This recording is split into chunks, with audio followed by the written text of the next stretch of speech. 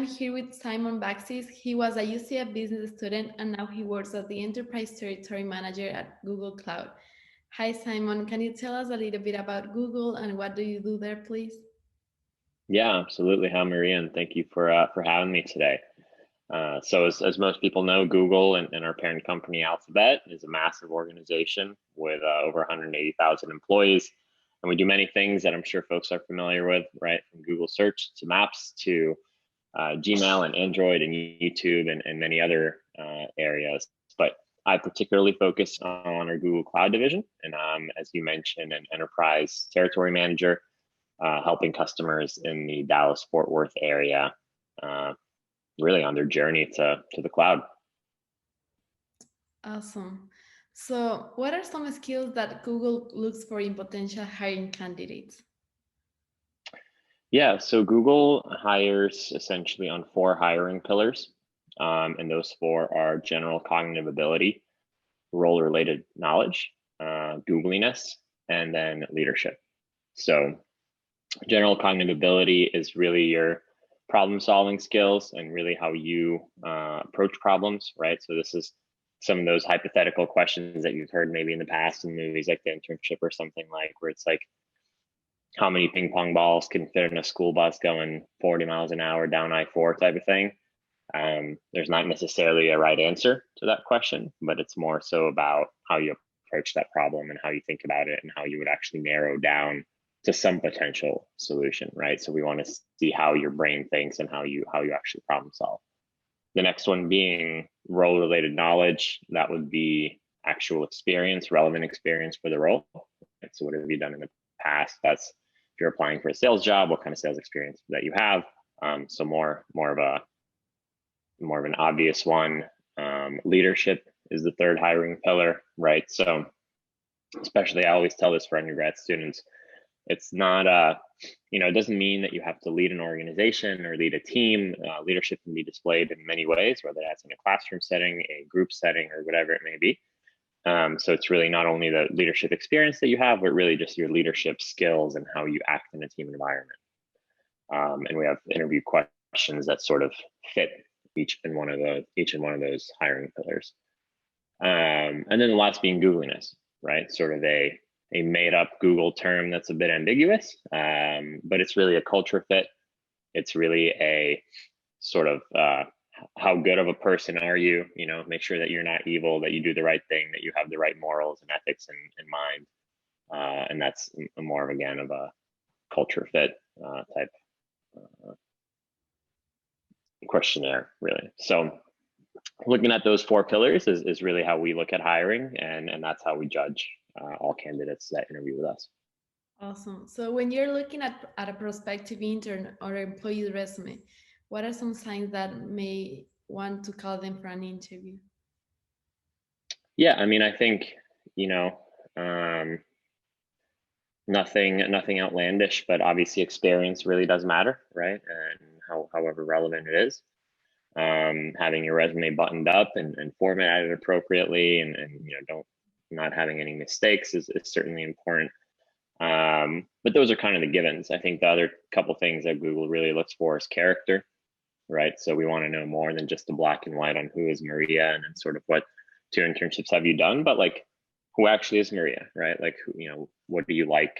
What are your interests? What are your hobbies? What kind of person you are? So I think displaying that character is important, at least to Google. And then overall, like how do you stand out, right? Some sort of creativity piece on what would differentiate you as a candidate against the millions of others that we have. So, and those things can be very subtle. Obviously, if you have 10 years of experience in a very reputable company, that maybe helps you. But again, like going back to the intent of this conversation today is primarily for undergrad students. And those students don't have that much to show on their experience, and that's understandable. So what are going to be the small, subtle things that are going to make you stand out and make you a little different? Those will really matter for us when we look at prospective interns and candidates' resumes. Awesome. So how important is that potential candidate linked into your hiring process? LinkedIn is crucial, I would say. We use it a lot. We certainly look for candidates on LinkedIn. And not only do we do that, but we also very often cross-reference information that you have on your resume versus your LinkedIn. And I always tell this anecdote, when I was first getting hired at Google, I got through all my interviews, and in the last stage, the hiring committee was reviewing my entire packet, and they noticed that my GPA listed on my LinkedIn was slightly different than the one on my resume.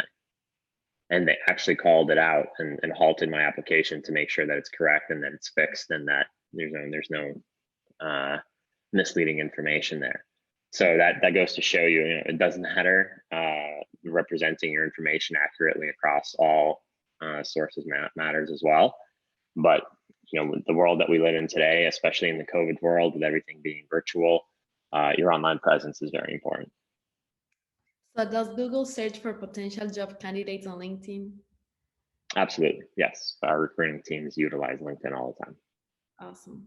So what kind of internships do you have for business majors?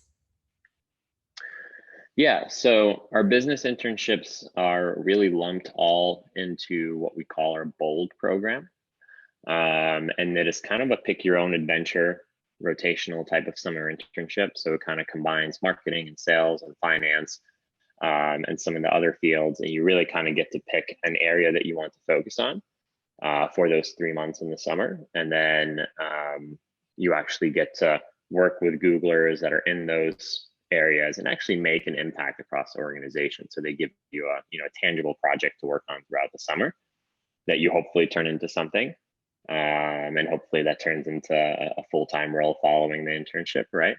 But it is a 3-month internship, typically in the summer, like I said, fully paid. You get all the perks. The interns have a ton of fun at Google. And I think it's really nice that you get to experience all the different areas and really figure out what you like and don't like versus, being pigeonholed into one particular area. Great. So how helpful is it for a job candidate's chances to get hired to have at least one internship on the resume? Yeah, I think it's very important.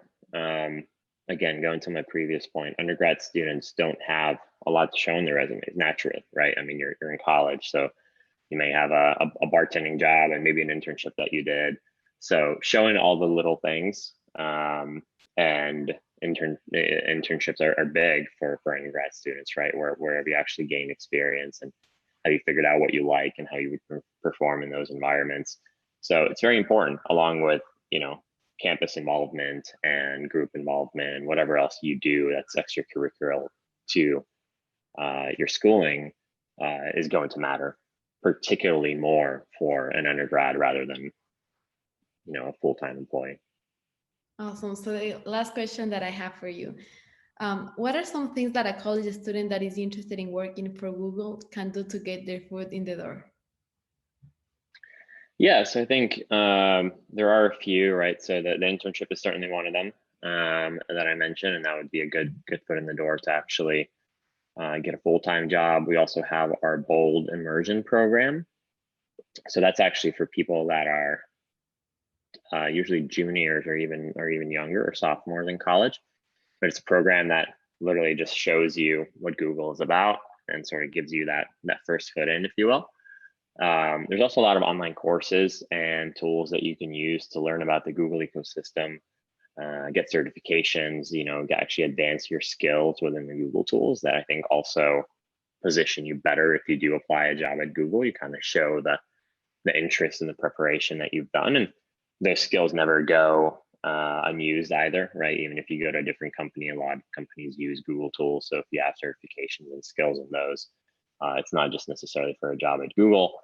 There's also a lot of events that we put together for colleges, for students, for communities, right? So there's a lot of opportunities to participate in those, learn about Google, meet people, as well as opportunities to get a mentor that works at Google. And that's a really good way to learn more and to again get that foot in the door, as you mentioned.